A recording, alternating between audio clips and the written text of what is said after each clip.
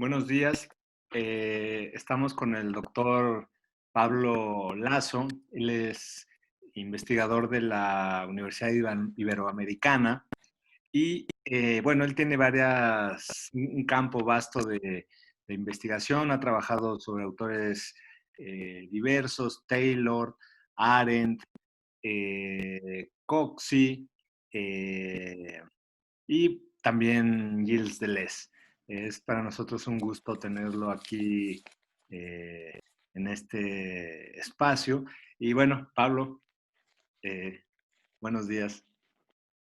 No, al contrario, para mí esta es una gran oportunidad de hablar de uno de los filósofos que más admiro, que he trabajado mucho por varios años y bueno, pues es un privilegio estar aquí.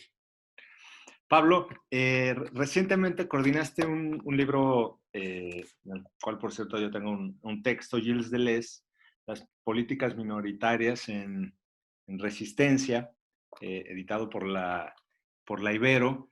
Eh, Quería preguntar un poco de la inserción de este texto en un ámbito de trabajo más amplio, que yo sé que tú desarrollas, que es la cuestión intersticial, ¿no? La cuestión de las luchas de resistencia desde el ámbito de su caracterización, justamente como intersticios que me parece vienen a constituirse, vamos a utilizar ya la terminología deleuziana, como líneas de fuga, que pues se constituyen como frentes de resistencia frente a un dispositivo o un aparato de captura determinado. Entonces, este doble juego entre la articulación de este texto, la publicación de este texto y esta línea más amplia de investigación que supongo que tú vienes desarrollando y nutriendo con otra serie de autores. Sí, claro, de hecho sí es un tema que yo vengo analizando desde hace algunos años. Este libro en el que tú participas, y también me da mucho gusto decir, participa también Sonia Torres, Dante Aragón de la Ibero, Luis Cuevas, Carlos Béjar. Todos ustedes aportaron muy buenos textos acerca de esta visión que se puede, de esta visión de resistencia que se puede derivar de la filosofía de Deleuze, que yo siguiendo un poco a Simon Krichney, este profesor de la New School, que hace años publicó un libro más bien levinasiano, más bien de corte levinasiano, pero en el que defiende una resistencia en los intersticios de un sistema que es el capitalismo, que es nuestras democracias parlamentarias, falsamente parlamentarias, hay que decirlo, falsamente comunicativas, para ir también enfilando la crítica que hace Deleuze a Habermas y a otros pensadores de esa línea. Bueno, y entonces la idea de una resistencia intersticial consiste en defender que frente a un todo, frente a un uno que se pretende absolutamente cerrado, absolutamente blindado y perfectamente organizado en sus operaciones, se puede establecer que esto es el capitalismo y esto es nuestros sistemas políticos actuales. Y frente a esto se puede establecer, se puede echar a andar una resistencia en las fracturas, ¿no? Una resistencia en los intersticios, que es una resistencia tanto en el lenguaje político y en el lenguaje mediático, como también en las acciones que están en el entre, ¿no? En el entre de las operaciones de poder, en el entre de las operaciones de todo tipo, administrativas, económicas. Y entonces, el actuar en los intersticios significa emprender multitud de tácticas, multitud de estrategias de escamoteo frente a lo que Deleuze también llama aparatos de captura del Estado, ¿no? Consistiría en establecer diversas desestratificaciones, diversas desorganizaciones de esto que se quiere ya constituido y ya organizado, ¿no?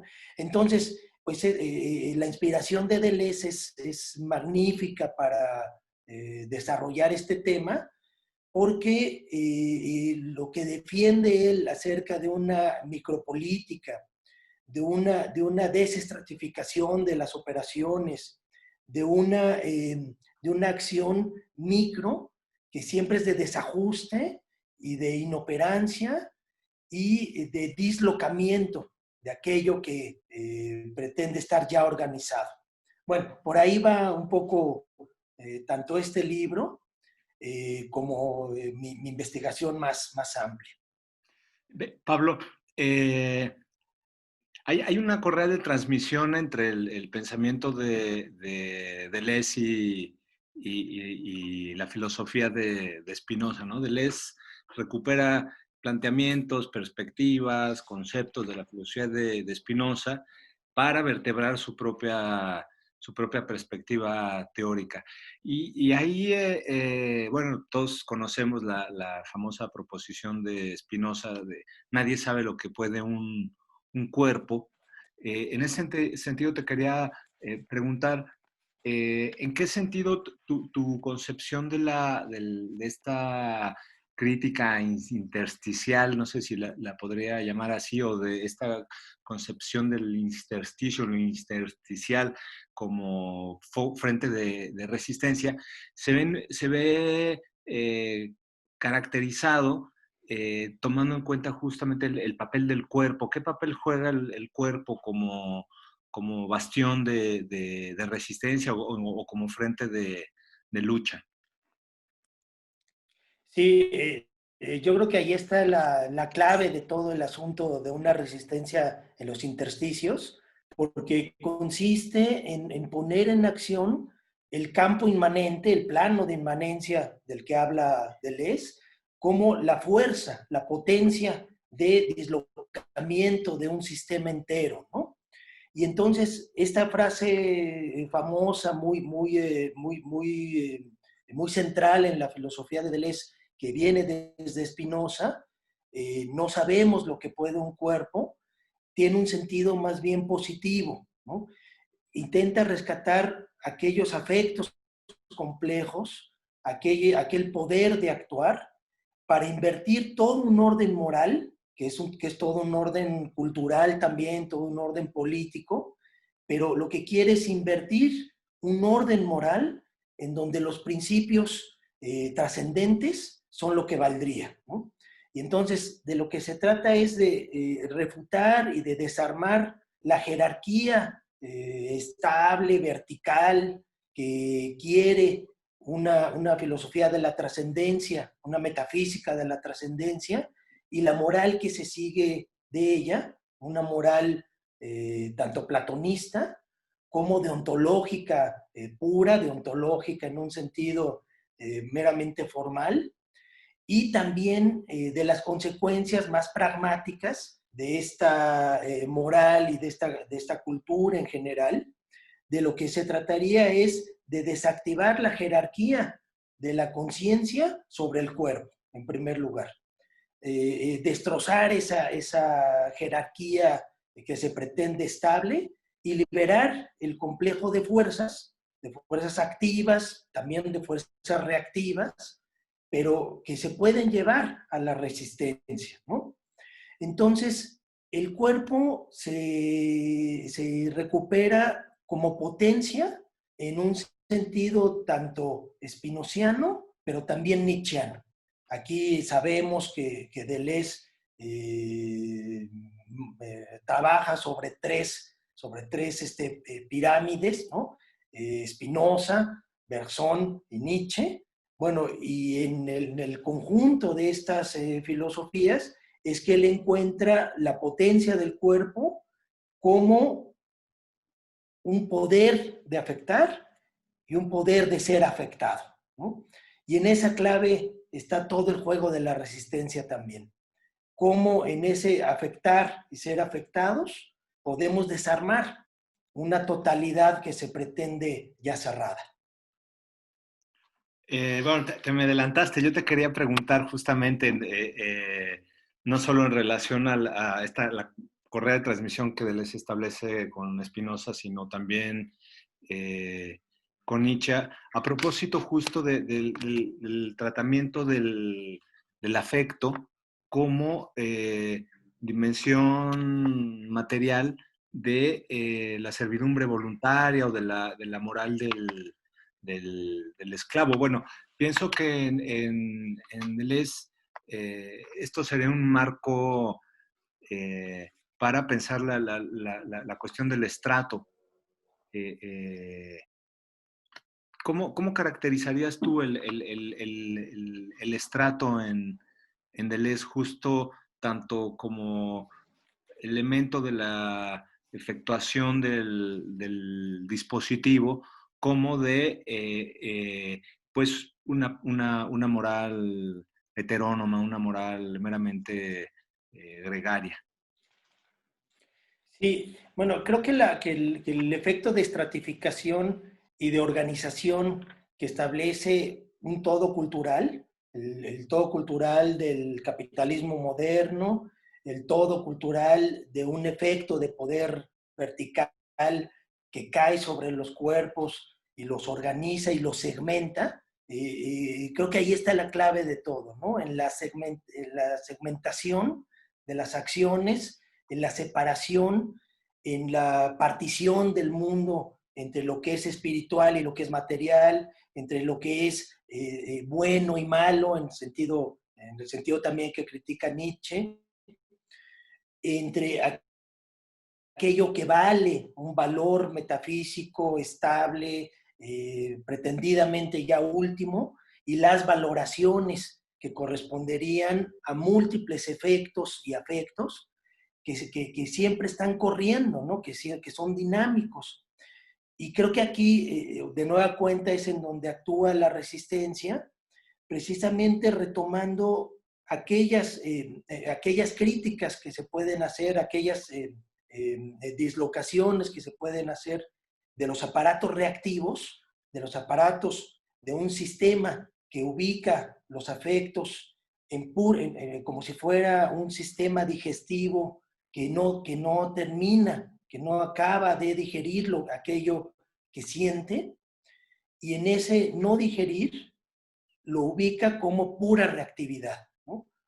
Y esa reactividad, nos dice Deleuze en el libro sobre Nietzsche y la filosofía, esa reactividad se convierte en una huella tan duradera, tan fijada, que es imposible de superar como afecto, ¿no? Y entonces nos dice ahí, el mundo se siente demasiado y se resiente. Es el gran tema del resentimiento y de la venganza contra el mundo, que Deleuze retoma de Nietzsche, y que dice precisamente estas excitaciones, estas huellas de afectos que no se pueden digerir, que no se pueden superar, se convierten en valores fijos o en pretendidos valores fijos que habría que dislocar, ¿no? Y entonces todo el juego de la resistencia está también en pensar cómo esa fuerza reactiva puede liberarse de su mero efecto de resentimiento, de su mero efecto de venganza frente al no poder. Es decir, cómo liberar la potencia de una reactividad, una fuerza reactiva hacia la producción, hacia la creatividad. Y si logramos ubicar esa potencia de lo creativo, de un cuerpo sin órganos, de una materia viva que se actualice en el cuerpo con toda su fuerza, entonces podemos hacer resistencia, ¿no? Esa es para mí la clave de toda esta lectura también de Mil Mesetas y de las clases de Les en los 70s acerca de la axiomática capitalista y en fin. Pero bueno, sería cosa de cómo retomar este plexo. También me acuerdo mucho del texto que tú mismo escribes en este libro y destacas esa idea, ¿no? Que la intuición y la materia viva es como un plexo que une consciente e inconsciente, que une physis y nous, que une todo aquello que está como materia, imagen, apenas queriendo salir, y el cuerpo que puede actualizarlo, ¿no? Para mí ese momento de plexo y de actualización es la resistencia. Oye, Pablo, yo quería oírte. eh, Te voy a hacer una pregunta que, bueno, no sé si aún estemos en condiciones ni de plantear ni de responder en relación pues, evidentemente, no es que solo sea una moda, ¿no? Sino que ahorita las mutaciones al interior, vamos a decirlo así, de la propia episteme moderno capitalista, pues está exigiendo del pensamiento la creación de nuevos conceptos, ¿no? Y bueno, me refiero a la pandemia, ¿no? Al, al COVID. Tú, a muy grandes rasgos, ¿cómo pondrías al día, cómo ayornarías, cómo movilizarías estos planteamientos que tú desarrollas a propósito de lo intersticial, justo en relación al momento que nos es dado vivir? Bueno, mira, qué interesante pregunta, porque nos obliga a encarnar lo que estamos diciendo, quizá demasiado abstracto.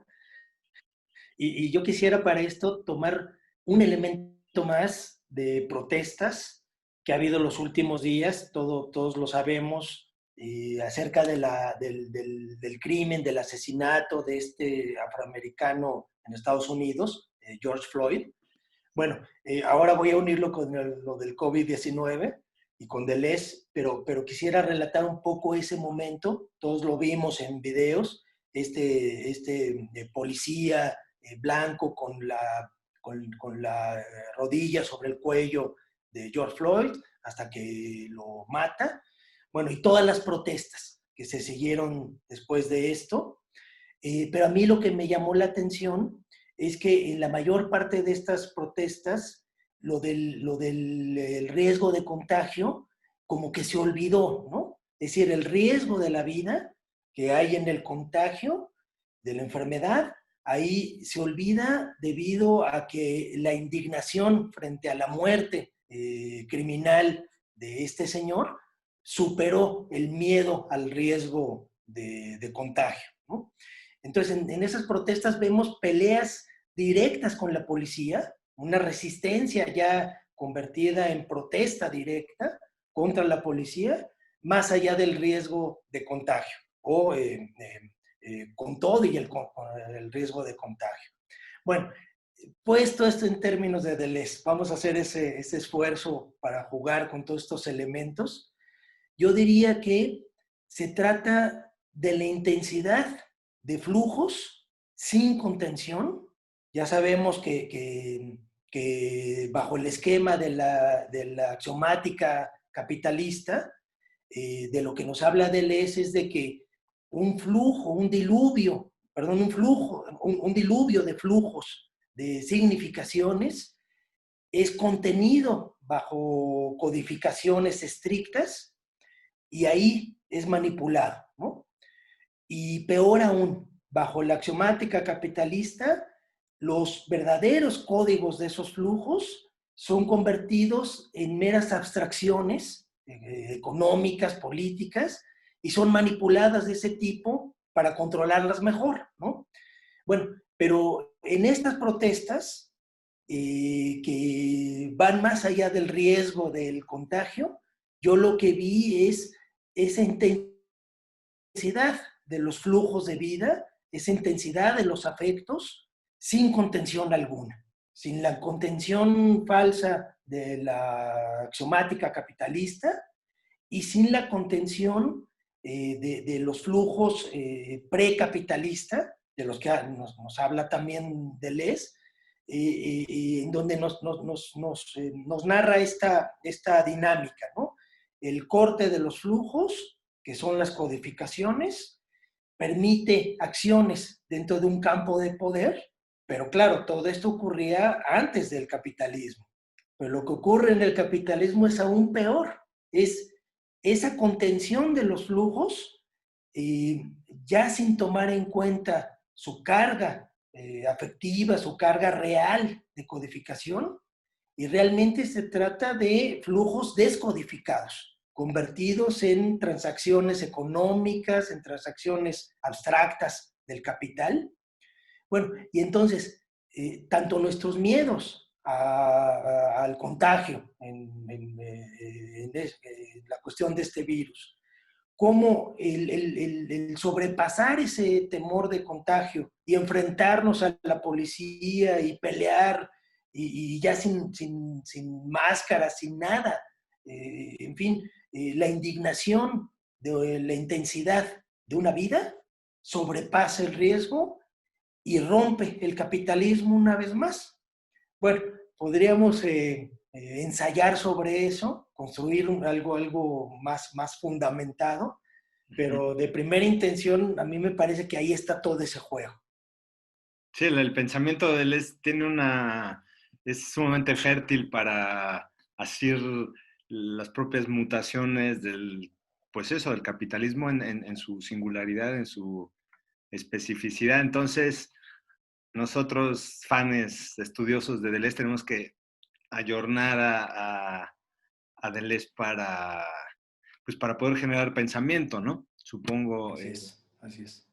Oye, Pablo, pues Sí, bueno, y perdón que te interrumpa, y sobre todo porque pensar, hacer filosofía es, claro, producir conceptos, construir conceptos, como nos dice Deleuze, su libro sobre la filosofía, pero también poner en práctica, más allá de una mera conceptualización abstracta, poner en práctica ciertas intensidades, ciertas velocidades, ciertas confrontaciones, ¿no? Entonces, bueno, ese es el esfuerzo en el que estamos. ajá. Y te quería preguntar, Pablo, vamos a decirlo así, cuando menos en México, al interior del gremio de los filósofos, ¿cómo valorarías tú la difusión y el trabajo y la exégesis y la reinvención y la actualización del propio pensamiento de Deleuze? ¿Cómo sorpresaría su impacto al interior del, vamos a decirlo así, del ejercicio filosófico en México? Bueno, yo tendría quizá una valoración doble, una negativa y otra más positiva. La negativa sería que tú compartirás este punto de vista conmigo como deleuziano estricto.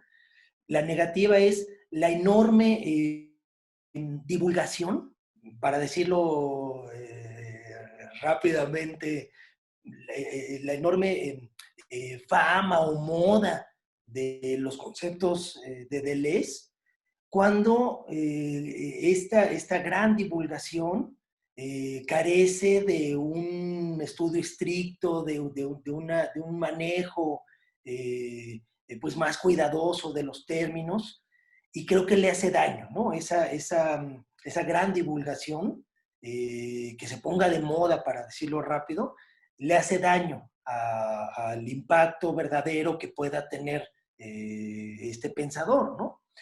Pero bueno, esta visión negativa creo que puede ser contrarrestada hablando más bien de una recepción positiva, que es la que pues estamos intentando muchos, ¿no? Sin ponerse aquí como héroe ni nada de eso, pero sí partir de una lectura estricta, de un entendimiento más ordenado, más organizado de los conceptos, y sobre todo cuando tenemos la gran ventaja, quiero decir, respecto a las lecturas en Europa o una recepción europea, bueno, tenemos la gran ventaja de un entorno que se parece más o que es más cercano a lo que quería describir Deleuze, ¿no? Es decir, nuestra desorganización y, perdón por la palabra, nuestro desmadre de cultura, quizá nos lleva a un plano más cercano a la vida, en cuanto a sociedad desorganizada, en cuanto a sociedad que a veces no sabe para dónde dirigirse, estamos un poco más cerca de aquello que le interesa reivindicar a Deleuze, que es la vida misma dándose en su multiplicidad, en sus formas diversas, en su creatividad, ¿no? Eh, quizá esa es la recepción positiva de Deleuze, no solo en México, sino en Latinoamérica. Claro. Sí, Deleuze nos hace sentido de una manera muy, muy evidente, ¿verdad? A diferencia tal vez del propio Habermas, donde nosotros encontramos que por lo pronto nuestros parlamentos no toman en cuenta los intereses de los afectados, ¿no? Eh, Pablo, Así es, pues así es. el tiempo corrió de una manera muy agradable, muy, muy grata. Pues seguimos en contacto y gracias por este espacio. No, al contrario, de veras que es un privilegio hablar de un pensador que admiro tanto y que me llega tanto empáticamente. Entonces, bueno, gracias a ti. Ahí está. Gracias, adiós. Hasta luego, gracias.